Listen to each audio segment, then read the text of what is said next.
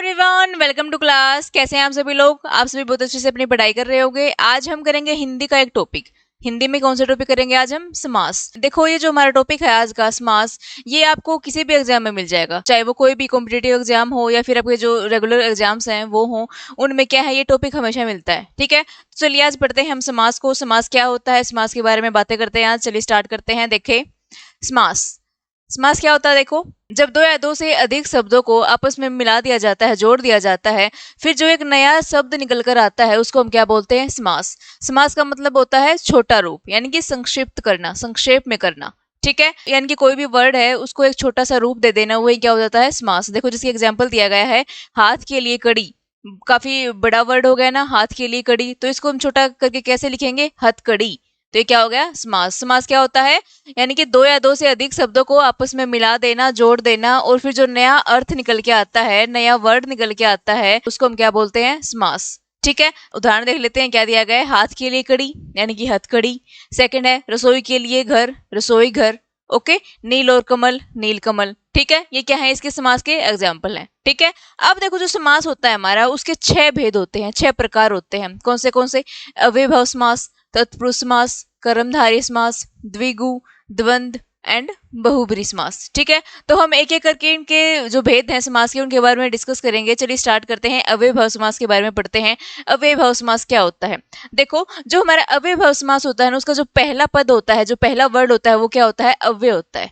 ठीक है, देखो, अव्ययभाव समास में प्रथम पद अव्यय होता है और उसका अर्थ प्रधान होता है, यानी कि इसी का अर्थ क्या होता है? मेन होता है। ठीक है, उसे अव्ययभाव समास कहते हैं। ओके, दूसरे शब्दों में कहा जाए तो यदि एक शब्द की पुनरावृत्ति हो, यानी कि बार बार एक ही शब्द का क्या हो? रिपीट हो, यानी कि बार बार एक शब्द रिपीट हो। जैसे कि देखो, यहाँ पे एग्जांपल दिया गया है, घर घर, यानी कि बार बार क्या हो रही है? रिपीट हो रहा है, पुनरावृत्ति हो रही है, तो इसका मतलब क्या है? ये अव्ययभाव समास है।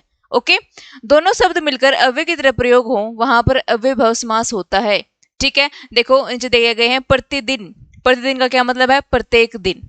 ठीक है, अब देखो, उन समास को भी अव्ययभाव समास कहा जाता है जो कि संस्कृत में उपसर्ग युक्त होते हैं, यहाँ पर उपसर्ग का प्रयोग किया जाता है। वो भी कौन से समास होते हैं? अव्ययभाव समास। देखो, जैसे कि प्रति है, प्रति क्या है? हमारा उपसर्ग है। प्रतिदिन, प्रत्येक दिन, ये भी किस में आएगा? अव्ययभाव समास में आएगा। ठीक है, जैसे कि देखो, घर घर, प्रत्येक घर, रातों रात, रात ही रात में, प्रतिवर्ष, ये फिर से उपसर्ग आ गया, प्रतिवर्ष, हर वर्ष। आजन्म, आजन्म भी क्या होता है? आ भी क्या है? इसमें उपसर्ग है। आजन्म, जन्म से लेकर धड़ाधड़, धड़ धड़ की आवाज के साथ। ये कौन सा समास है? हमारा अव्ययभाव समास। इसमें क्या होता है? जो पहला अक्षर होता है ना, वो क्या होता है? पहला पद क्या होता है? अव्यय होता है।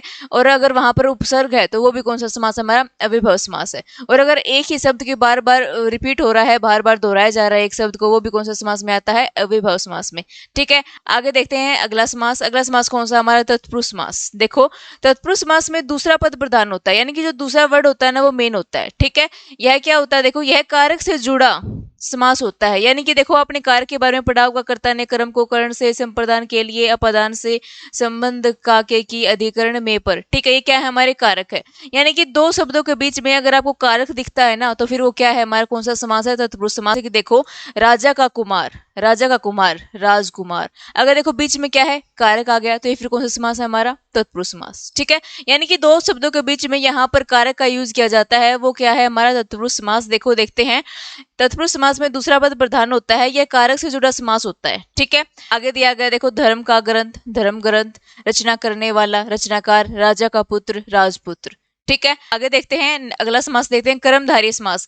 कर्मधारय समास क्या होता है? इसमें क्या होता है? कर्मधारय समास का उत्तर पद प्रधान होता है। इस समास में विशेषण, विशेष्य और उपमेय, उपमान से मिलकर बनते हैं, उसे कर्मधारय समास कहते हैं। यानी कि इसमें क्या होता है? जो दो शब्द दिए गए हैं ना, उसमें से जो पहला शब्द होता है ना, वो दूसरे शब्द की विशेषता बताता है।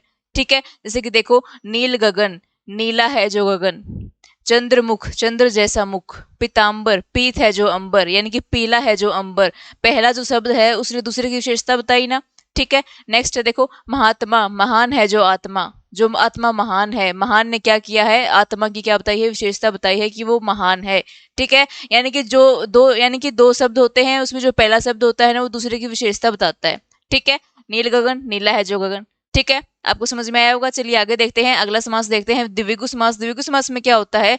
जो पहला शब्द होता है ना, उसमें क्या होता है? संख्यावाची होता है, यानी कि उसमें संख्या का प्रयोग होता है। जैसे कि देखो, इस समास में पूर्व पद संख्यावाचक होता है, कभी कभी उत्तर पद भी संख्यावाचक होता हुआ देखा जा सकता है, यानी कि यहाँ पे भी क्या आ सकता है? संख्या आ सकती है। ठीक है, इस समास में प्रयुक्त संख्या किसी समूह को दर्शाती है, किसी अर्थ को नहीं। इसमें समूह और समाहार का बोध होता है, उसे द्विगु समास कहते हैं। देखो जैसे कि दिया गया है दो पहर, दो पहरों का समाहार यानी कि दो पहरों का समूह। पे दो क्या है, संख्यावाचक है। ठीक है, यानी कि संख्या का यूज किया गया है। आगे देखो त्रिवेणी, तीन वेणियों का समूह। ठीक है, पंचतंत्र, पांच तंत्रों का समूह। त्रिलोक, तीनों लोकों का समाहार या फिर तीनों लोकों का समूह। इसमें समूह या फिर समाहार शब्द का यूज किया जाता है। द्विगु में क्या होता है, पहला पद क्या होता है, संख्यावाचक होता है। आपको देखते ही पता चल जाएगा कि ये कौन सा समास है।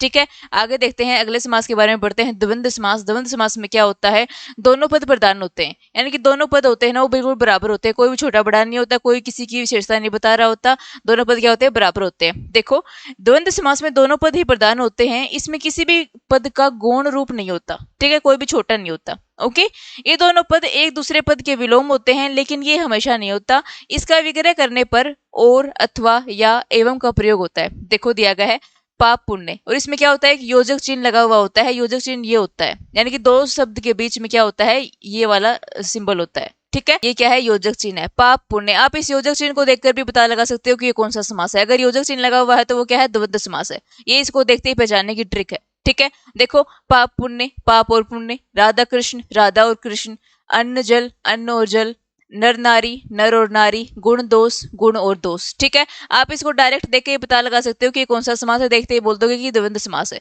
ठीक है, और अगर जिसमें क्या वो पहला शब्द क्या वो संख्यावाची है, उसको भी देख के पता लगा सकते हो क्या होता है, द्विगु होता है हमारा। ठीक है, आपको द्वंद्व समास अच्छे समझ में आ गया होगा। चलिए हम पढ़ते हैं बहुब्रीहि समास के बारे में। देखो बहुब्रीहि समास में क्या होता है, इसमें कोई भी पद प्रधान नहीं होता, यानी कि जो दो शब्द दिए गए हैं ना उनमें से कोई भी पद प्रधान नहीं होता, किसी तीसरे की बात हो रही होती है। देखो जब दो पद मिलकर तीसरा पद बनाते हैं वह तीसरा पद प्रधान होता है।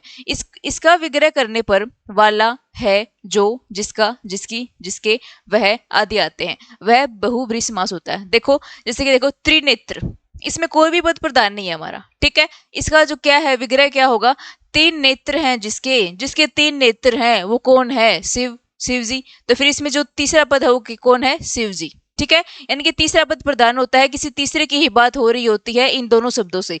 देखो आगे देखते हैं, नीलकंठ, नीला है कंठ जिसका, जिसका कंठ नीला है वो कौन है, शिव। ओके, नेक्स्ट देखो लंबोदर, लंबा है उधर जिसका, यानी कि वो कौन हो गए, गणेश जी। ठीक है, आगे देखो दशानन, अगर आपको दशानन बोल दे, दस है आनंद जिसके, दस है आनंद जिसके, वो कौन है, रावण। ठीक है, यानी कि इसमें क्या होता है, यहाँ पर जो पद होते हैं उनमें से कोई भी प्रधान नहीं होता, किसी तीसरे व्यक्ति की बात हो रही होती है। तो यहीं पर हमारे जो समास के भेद है वो खत्म होते हैं। आपको सारे अच्छे समझ में आए होंगे। आज के लिए बस इतना ही, मिलते हैं नेक्स्ट वीडियो में। नेक्स्ट वीडियो में हम कोई अलग टॉपिक करेंगे हिंदी का। ठीक है, अगर आपको वीडियो अच्छी लगी हो तो इस चैनल को लाइक शेयर सब्सक्राइब करें।